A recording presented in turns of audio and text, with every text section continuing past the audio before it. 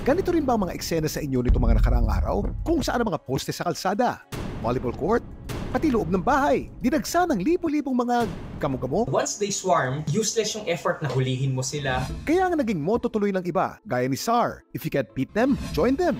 Nang mag-swarm o dagsain kasi ng mga gamo-gamo kanilang bahay sa Oton sa Iloilo, sa halip na bugawin, si SAR nagpa-video selfie kasama ang kanyang mga bisita. Ayun kasi sata, nung pasok ko ng bahay, nabigla ako. Kaya estimate ko lang libo, naisip ko na punan ng video. Pero bakit kaya muling nag-swarm ang mga gamo-gamo sa iba't ibang bahagi ng bansa?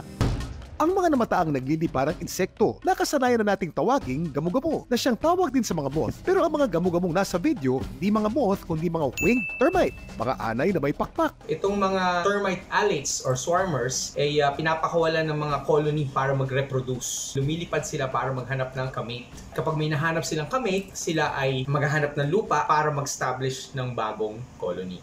Wala pa ngayong pag-aaral na maaari magpaliwanag kung bakit naaakit ang mga gamo-gamo sa liwanag. Pero ayon sa mga entomologist o ekspertong nag-aaral ng mga insekto, may dalawang posibleng rason kung bakit nila ginagawa ito.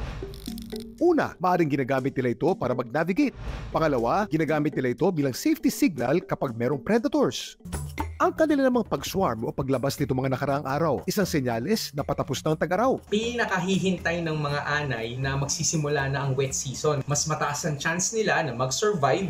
E paano naman kaya diniskartihan ni SAR ang mga nag-swarm na gamo-gamo sa kanilang bahay? Pinatay yung ilaw, saka pinatay yung kabila. Bumalik pa sila, sir, after nung Hindi na.